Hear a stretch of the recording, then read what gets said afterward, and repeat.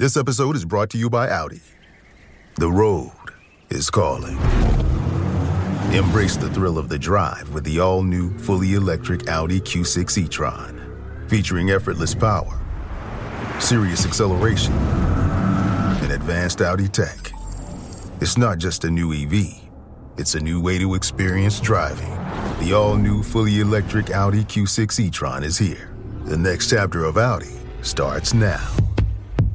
If you differentiate with your media kit and you have something that's like pretty cool, they haven't seen before, and you can understand and connect the dots as to how you can actually help them, you will close sales. You will.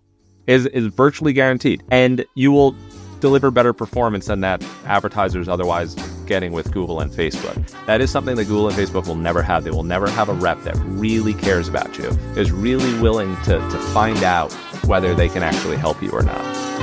This is Small Press Big Ideas, a podcast about the business of local news in the United States. I'm your host, Paul Gewertz. Small Press Big Ideas is about the opportunities and challenges that local news publishers are facing for their businesses. I'll sit down and talk with journalists, entrepreneurs, nonprofit leaders, and more in the local news industry to find out what's working, what isn't, and how the local news ecosystem can innovate and flourish in the 21st century.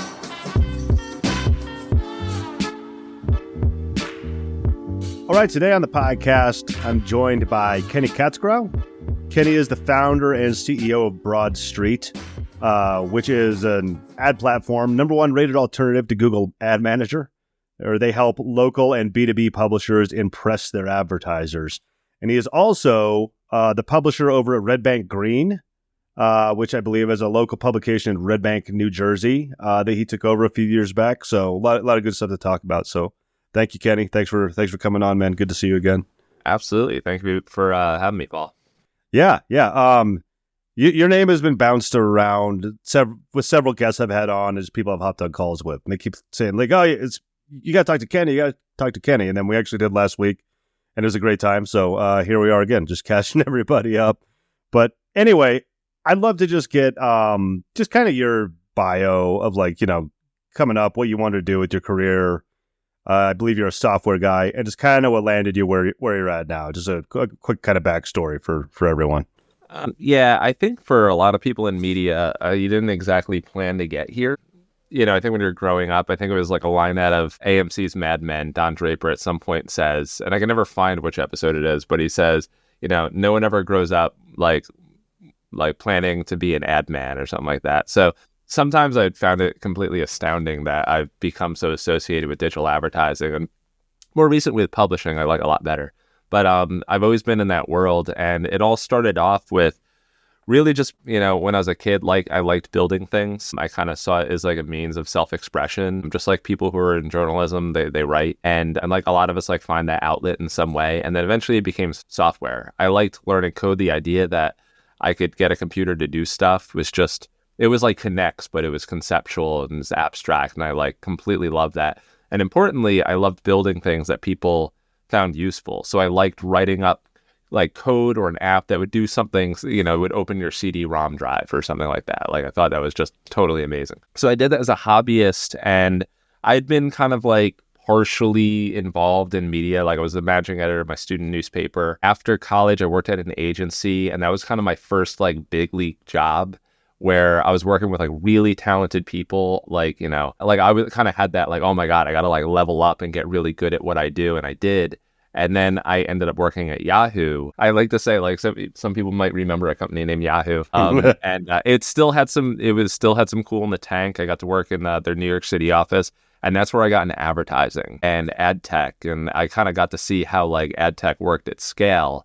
And meanwhile, I was living in Red Bank, New Jersey. I just moved there. I kind of grew up in a neighboring town. I got to know a hyperlocal news publisher, and he ran Red Bank Green, and I had just moved to Red Bank. I grew up kicking around in Red Bank, but I was I want to get more involved locally. And I got to know John really well. I started helping him out. John was the name of the publisher, helping him out. And eventually he had a problem with advertising that I helped solve.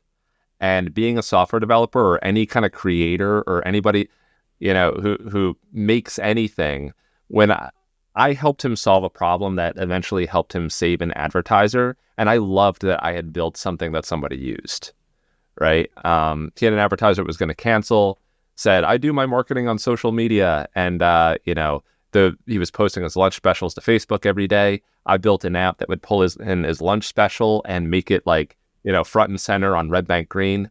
Advertiser absolutely loved it. To this day, still an advertiser. Literally, like, this guy has been advertising for 13 years. He pays in cash.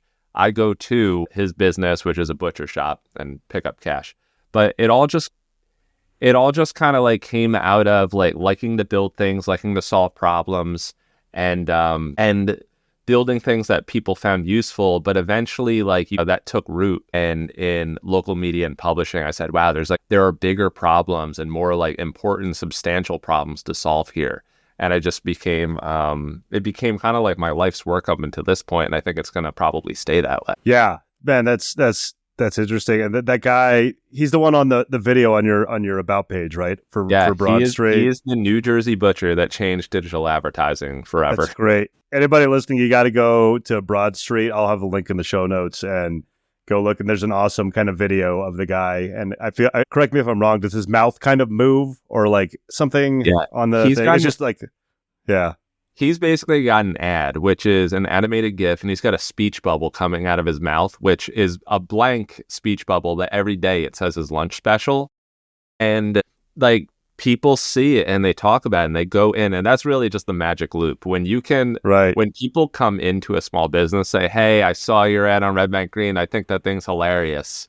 Like, you got an advertiser forever. As long that's as awesome.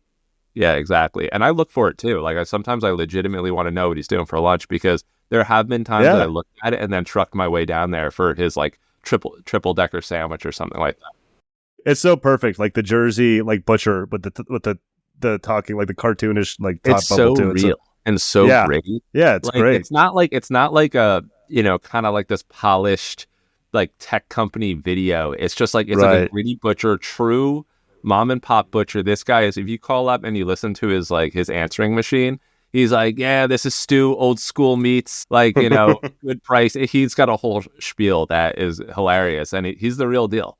And so I love that, because that kind of describes, like a lot about our company and the kind of people we work with and our hyperlocal news publishers. It's like extremely authentic. You've heard that phrase, authentically local. Been around for a while, and so Stu's like, he's a perfect fit. That's great. And that's so cool. So it's funny kind of telling your story there. It reminds me, I think it's like it might be a Steve Jobs thing. I don't know what it is, where it's like, looking in hindsight at my story, of course, I was connecting the dots to where I am now. Cool. And it's kind of like, I was really into building things like software. And then I was also kind of into publishing and stuff. And like in hindsight, it's like, yeah, of course it led you to start this cool company, but it's probably hard to see at the time. Totally. You know what I mean? Sometimes it's like everything makes sense in retrospect. Yeah. And, that kind of thing. It can really feel like the story's already written and you're kind of playing the part sometimes. And there's a certain kind of magic in it all, because you don't know what's going to happen, but it's going to be a good one, Yeah, we're in the simulation. Maybe that's it. Maybe it is pre-written. I think that's a whole. Go ahead. That's a whole other podcast, right? I'm not Joe Rogan. I have a much less dystopian view on the determinism or non-determinism of things. I would love to get into it, but yeah, we'll save that for a different podcast, not for this one. So anyway, that was a great kind of setup. The next thing, and I'd just like you to maybe explain what Broadstreet is now. So you kind of told me the origin. Just explain the state it's in today, like what the platform does, how it works, who it works for. Well, like fundamentally, I'll just summarize it. Because like I like to tell people, if you're familiar with Google Ad Manager or your Ad Butler, or Ad Rotate, or like there's a bunch of them out there, but what really sets Broadstreet apart is that like my reason for starting Broadstreet and sticking with it for so long, because there are many hard years. Like Broadstreet is in many ways a reflection of its earliest customers, which were hyperlocal news publishers. It ain't easy, but we like really grinded it out to like the 15 people that we are today. An extremely passionate team, but we do what we do for one reason, and it hasn't always been the most popular reason in our industry, because there's some politics and there's some money that floats around. But I want to make sure that small businesses and medium-sized businesses are spending money with my customers, my local news publishers, instead of Google and Meta. That's it. That's where the money went. So much money. If you want to talk about classifieds, you want to talk about display advertising, you want to talk like $100 billion a quarter, I think is what Google has or will post next quarter. That was the money that went to newspapers previously. So like, I think about like, we have this industry that's struggling and trying to find its way through this transitionary period, into digital, and advertising revenue has more or less evaporated. But, some people would say like, oh, advertising is dead, it's going away. And like, it's not. Like, there's always going to be a need for advertising. There's no way that we're just going to give up. Like we can do a better job of it. We can do a better job of digital advertising, and we can certainly do a better job in helping small businesses market. We can do it with us. But I think it's going to take some work, and that's what Broadstreet does. We provide like different ad units and like different things and in a different philosophy when it comes to ad sales. But that's really why we do what we do. It's to make sure that small businesses and medium-sized businesses are spending money with our publishers instead of the big guys. That's great. And could you go a little more into the nuts and bolts? Like, say I'm a hyperlocal publisher and I come on to Broadstreet. Mm-hmm. Like you said, most people are probably familiar with Google Ad Manager or whatever the competitors are. Like, what's it look like from the dashboard? Like, what can you actually like do from there? I'm curious. Well, like the first thing is just, there's a little bit of a shift in philosophy, right? So like if you're going to be a small guy and compete with a big guy, right? And as a hyperlocal news publisher, you're competing with people's attention, right? And for ad revenue, you're competing with Google. And that's where like you go into any ad sales meeting at a local level, like 75 to 90% of advertisers you're going to talk to who already spend money are spending significant amounts of money with Google and Facebook. Yep. So you need to think about it from a little guy's perspective. What are you going to do to differentiate? Like, what makes you special? Why would anybody want to spend money with you? And there's actually a lot of things. There's a lot of reasons, a lot of advantages you have as a small publisher. In fact, I wrote an ebook called 10 Advantages in like 2018. It was everything that I knew and believed. I dumped into 10 Advantages, and you can still get it if you go to just Google 10 Advantages. You'll find it. But I'll link to it. I'll dig it up and link to it in the show notes too. That was the ebook that got called up in the subpoena in the Google That's what I heard. That's the one about it. Yeah. And I used to keep it around just for comedic purposes. There you go, like the subpoena from the Department of Justice and Google. I used to keep it around, but like, should get that thing framed. It's I know, like a badge of honor. Yeah, it's like hundreds of pages, right. Yeah, I guess so. But the thing is, you have so many advantages as a small publisher, but what are they? And so too many small publishers like try to end up playing the game that the big guys do. Like they sell like crappy little banner ads at standard sizes. It's like imagine opening a restaurant and selling hamburgers that were like completely indistinguishable from something you get at McDonald's, but like more expensive. Yeah. Like it's a losing proposition. You're not going to win. Right. So it's like, what are you doing that the big guys can't do? So, and importantly, how are you selling it, right? Because it's one thing to have something that's different, but it's another thing entirely. And this is how you really have to shift around. We're doing a webinar on March 12th, and it's like, how are you actually selling, right? Because when you're selling, especially at a local level, there is something that you can do that like Google is never going to be able to do. And that's importantly, understand what that small business owner's problem is in the first place. And sometimes it really requires some digging and like, kind of saying like, hey, when you reached out about advertising, why did you reach out to me? And they say, oh, well, you know what? Just the other day I had a landscaper, or last month I had a landscaper who is trying to kind of elevate himself out of the business and is trying to basically we did enough digging and he realized he needs about like 20 accounts, right? So my sales conversation is all about listening and understanding what the actual problem is and then working back to like, okay, do I have something in my media kit that can actually help him solve that problem, right? Most sellers, right, especially in newspapers and media, just go in, they give the pitch, this is our audience, these are our packages, these are our prices. They might do like a token needs assessment, but there's nobody who but most a lot of the sales reps don't really care about any problems. They're thinking about their own goals. Mm-hmm. If you're going to sell anything on this planet, I don't care whether it's newspaper, media, etc. Like, what you really need to be doing is understanding, where is this person that I'm talking to today? And like, what's their vision for the future? What's that like happier place that they are in 6 months or a year or 3 years? And like, am I a viable vehicle to actually getting them to that place?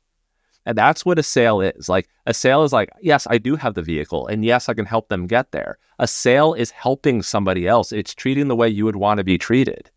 And so it's like, if you differentiate with your media kit and you have something that's like pretty cool, they haven't seen before, and you can understand and connect the dots as to how you can actually help them, you will close sales. You will. Is virtually guaranteed. And you will deliver better performance than that advertisers otherwise getting with Google and Facebook. That is something that Google and Facebook will never have. They will never have a rep that really cares about you, is really willing to find out whether they can actually help you or not. So there's all the money in the world for people who are in local publishing who are willing to really dig and see how and if they can help somebody. So that's what we do at Broadstreet. First, we kind of like, we shift your thinking a little bit, but then we break it down to the actual tactics. How are we going to realign your media kit? How are we going to coach you through the 3 phases of basically, 1, showing yourself it's possible to win a sale that you didn't otherwise think you could win. So possible, repeatable.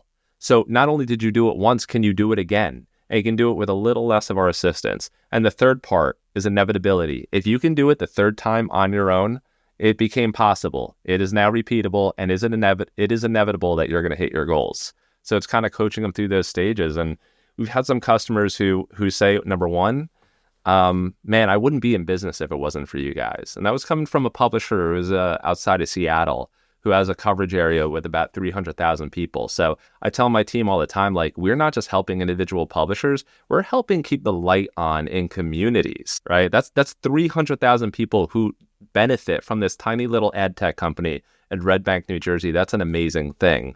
And then we also have solopreneurs who go from like 0 to 100K in their first year. And that's amazing. Not all because of us, but I like to think a big part because of us. We were an important and vital part of that success.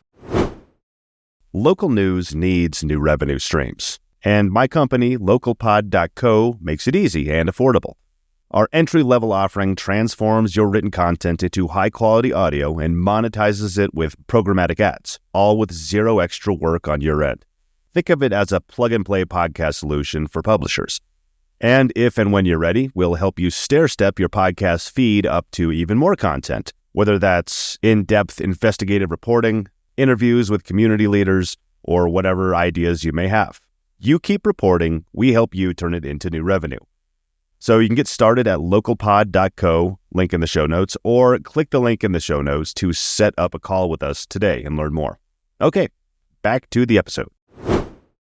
I love you. It's really like a mindset thing, really, from what I take away from that. Like, I mean, just the way you think about not trying to compete with Meta or Google or don't play them at their game. Like the cheeseburger metaphor is actually really good. You know, Hey, like Luke Skywalker and the Death Star, right? Like anytime the rebels are fighting the big guy, like famously, did the American rebels, did they just go and, fight the same way the British troops fought? No, no, there were guerrilla tactics. Exactly. That was, and if you look at any big, huge guy versus little guy throughout history, it was always, what are the little things that we can do to beat them at a game they can't win? That was always it.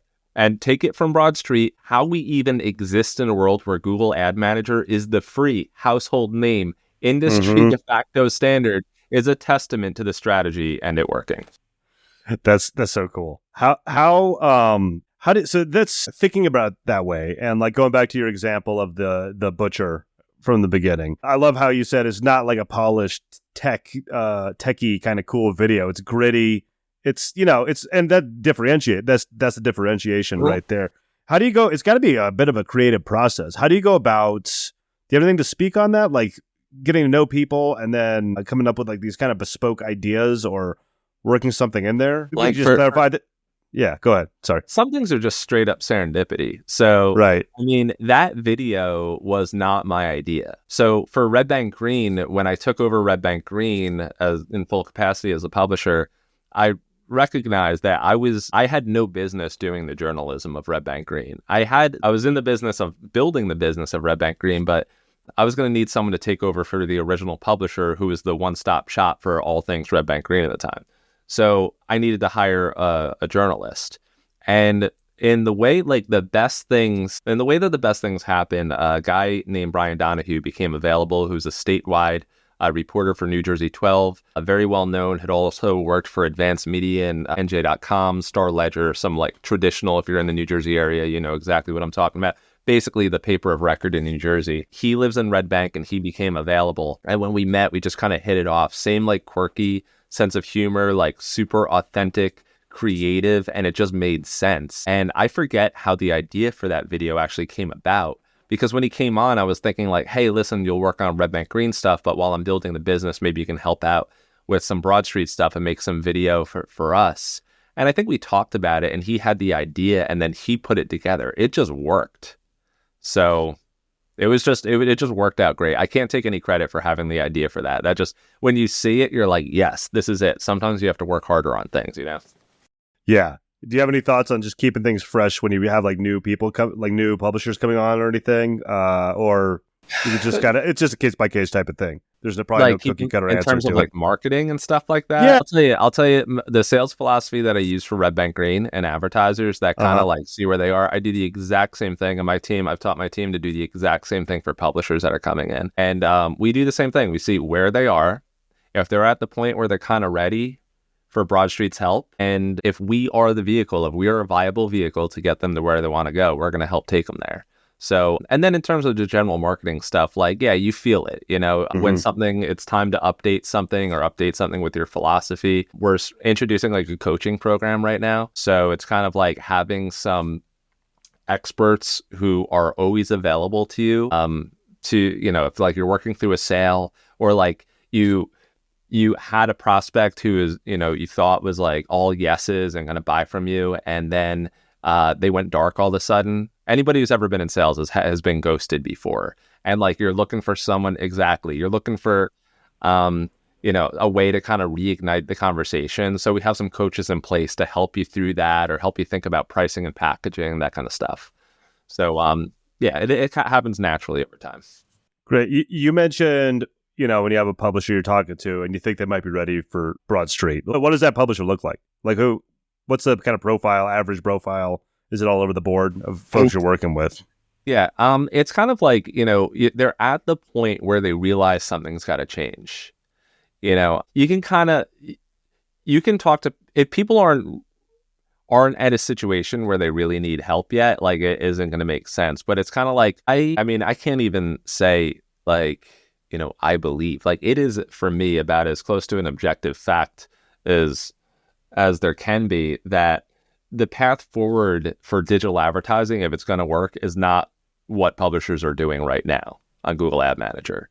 So they have to be in a position where they've started to doubt. And usually that involves that they've struggled in ad sales before. It might be them coming from print and really just hitting a wall with digital, being like, we can't convert like anybody of our print advertisers over to digital.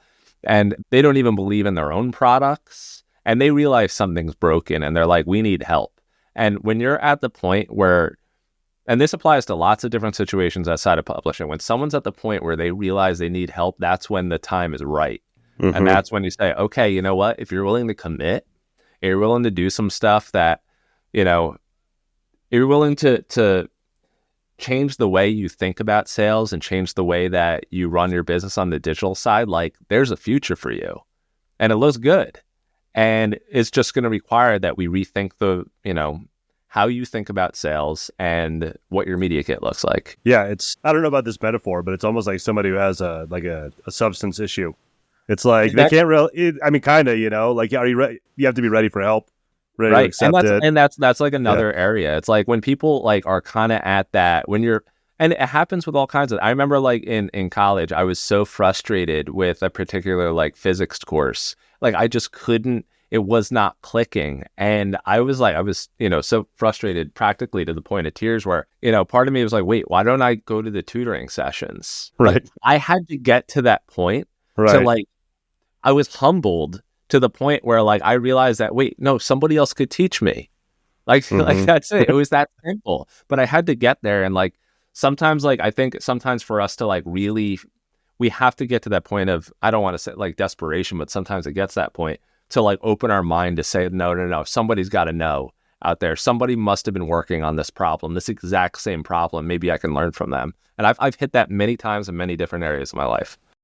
Yeah. And like you said, I don't mean to make it out to be this thing of desperation or you need to be humble, but it's true. I think we all need to realize that for different things in our life at different times. I know Honestly, yeah, you got it.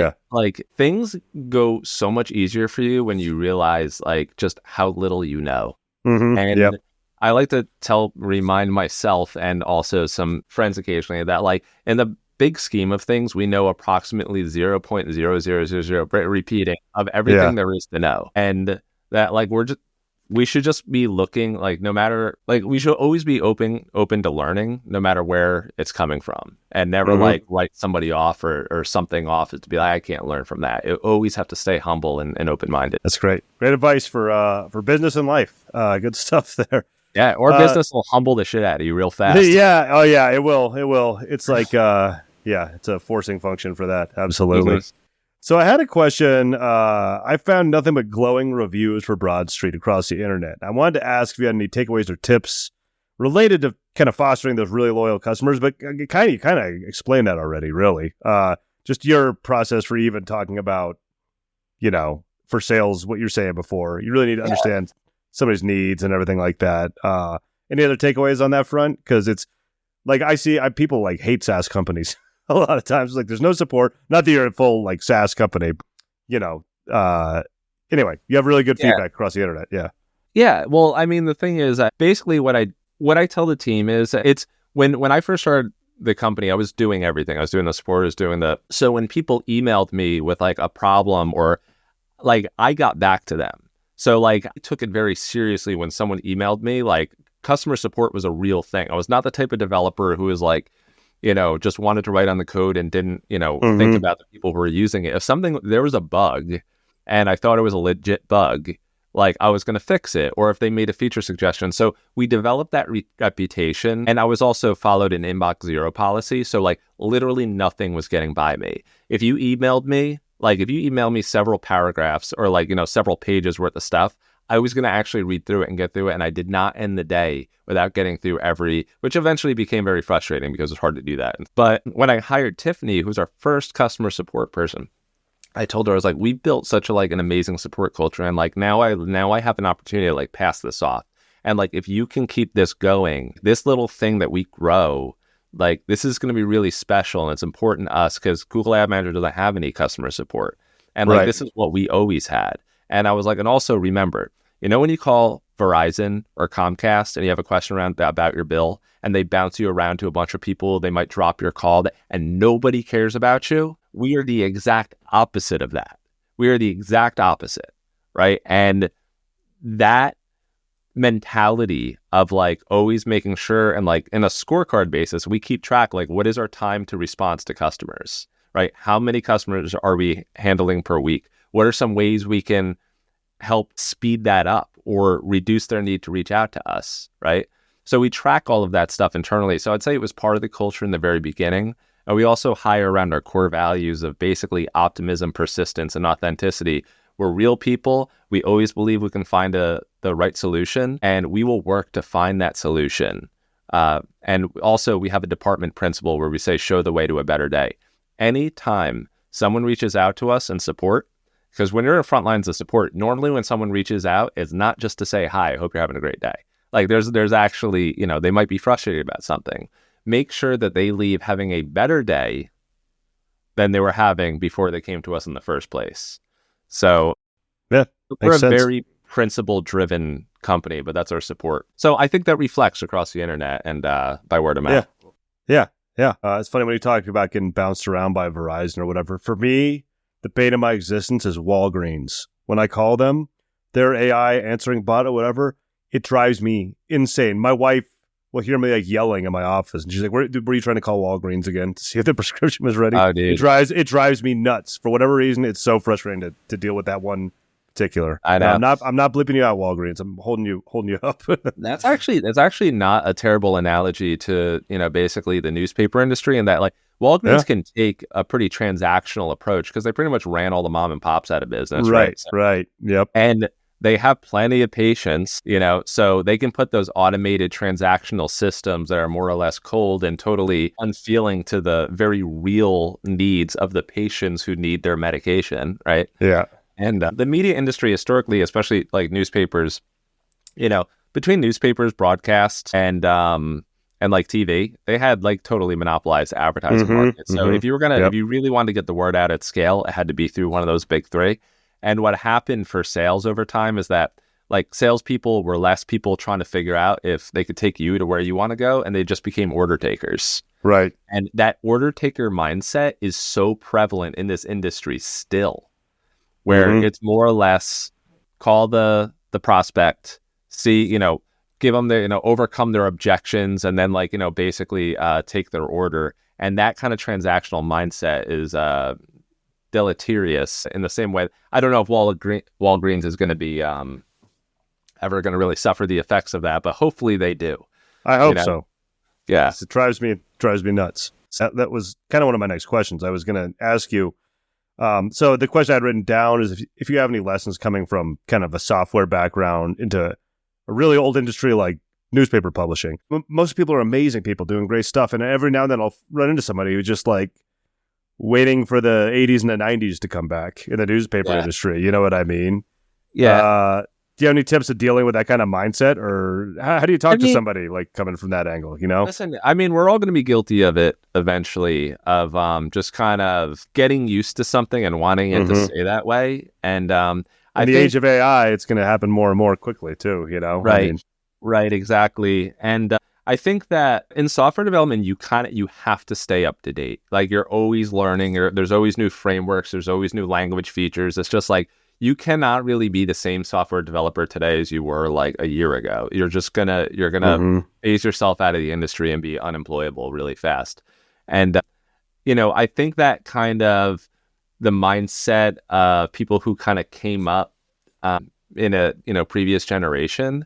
Like if they expect things to stay the way they probably won't. But that problem sort of sorts itself out over time because those people kind of retire and move on. And I think that we're in such an interesting part of the industry's history, and that really like the strong survive and the innovators, like evolution is basically based on this like mutate, if that thing works, do more of that thing. It's like this mutation, adaption, like it's like related to like optionality. There's all kinds of like thinking and philosophy around this, but you need to be an innovator who tries new things and doubles down on the things that work. And that will take us through. And there's going to be a lot of things that don't work.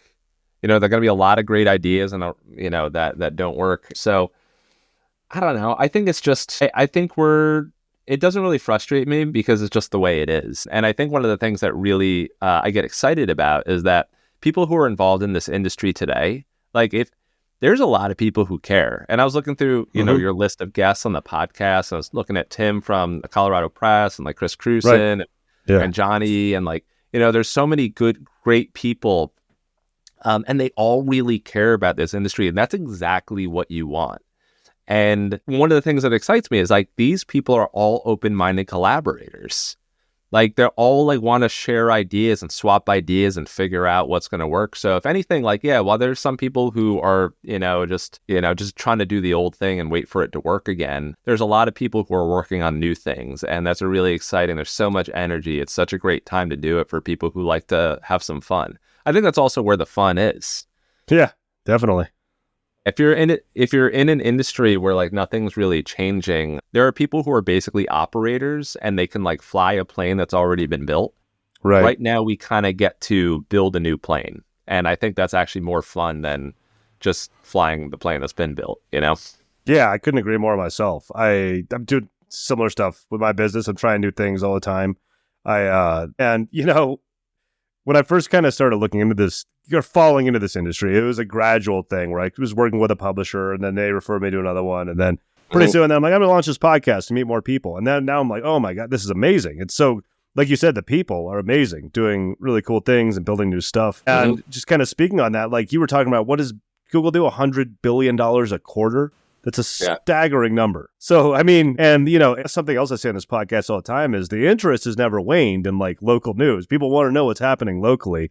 And you hear all these sad stories about the, you know, local news is dead or whatever. It's ridiculous. Like it's figuring out how to build that new plane, you know, that new drone, whatever's going to.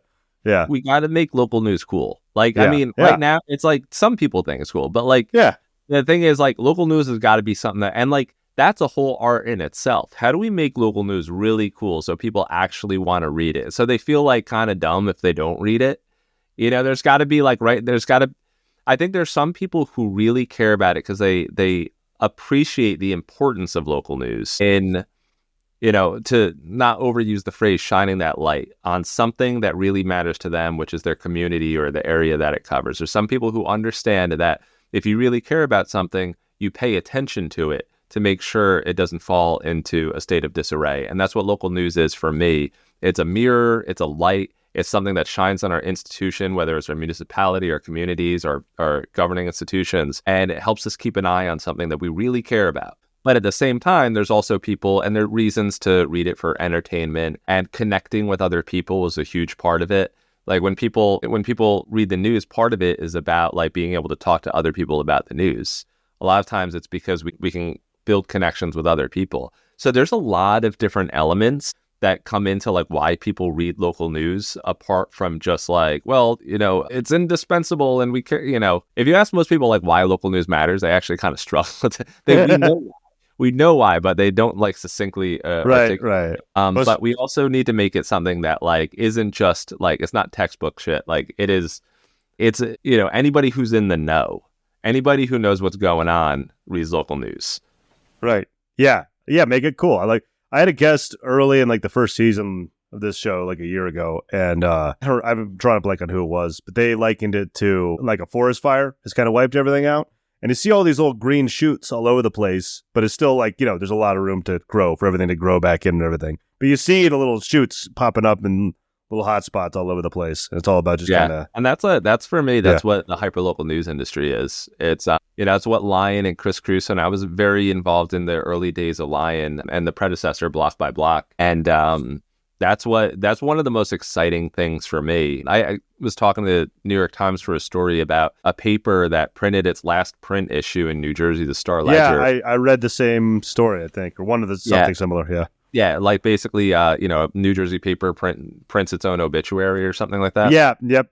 I had it in my newsletter a week ago or so. Right, and all they had to really talk about in that interview is just like the promise of hyperlocal, and it is truly a strong survive. Like that little green shoot, like an animal comes and steps on it sometimes, or like, you know, AOL and its $300 million patch project come and like, you know, make things hard, or like maybe a truly well-intentioned philanthropic project opens a nonprofit in the same area that ends up competing. Right. So, like there are all kinds of things that can really threaten that little, which was once an idea and didn't exist. The journey of an idea to something that becomes that big towering redwood and is just totally mind-boggling. Right. But we have that little shoot that has to grow at least to a sufficiently large size and, you know, width to get to a point where it's not just going to get taken out by a windstorm or an animal brushing into it or something like that. There's a long journey to make that thing, you know, not only sustained, but prosper. Yep. I love it. Yeah. I've seen the redwoods. They're crazy. It's a long road to get there. Imagine that. Like, I was just thinking that exact analogy of like these big redwoods, like, that kind of fell over, and those little guys that they probably rode off. Like 20 years ago, like all the, you know, the big redwoods are like those little bloggers, you know, those hyperlocal, they were called hyperlocal news outlets, bloggers and stuff, and writing them off. They're all, That's the future of the forest. It's hilarious. Yeah. I just had the episode that came out yesterday, as you and I are speaking, was Ned Burke from Blue Lena, who I believe was in the early days of Lion also. And I think he was talking about his early, there's a Sheep's Head Bites and Bensonhurst Bean were the ones early Broadstreet. Yeah, he's like, they were, Really? That's great. Yeah. They were for sure they were blogs. That's back when it was blogs. So it's funny Mhm. to say that. Okay. Well, I'm actually getting close on time, and we didn't touch on Red Bank Green. I was wondering if you just catch us up on that, because like you said, you got to experiment and like figure out what's working. And you're not only serving publishers, you're Yeah. like at the same time running one. So I'd love to hear what that publication looks like now, what you're learning there, incorporating any Broadstreet Totally. stuff there. I'll just talk about that a bit. Well, when I took it over, I said, well, what do I want to do with Red Bank Green? Like, and how long do I want to do it? And I kind of have this personal philosophy. It's not everyone's cup of tea, but anything worth doing is doing for the rest of your life, right? So All right. like, if you really care about it, then do it. So I said, what do I want Red Bank Green to be? And I said, I want Red Bank Green to be that publication that stands for 100 years, like the predecessor that inspired it. There's the Red Bank Register, which ran from 1878 to 1991. I have a copy on my wall in the next room over. But I want this little gem that is Red Banks to last for 100 years. So I kind of established this 100-year vision and told everyone that I'm going to make Red Bank Green stand for 100 years. And that's actually where the rallying cry of like long live local news came from. And so then I kind of started saying that, on social media and like at different conferences and punctuate things with long live local news. But that's what it is. And like what exactly the model is, I was on the Burrell podcast and Gordon's like, so what's your plan for actually doing this? And I'm like, well, that's the thing about, doing stuff for 100 years.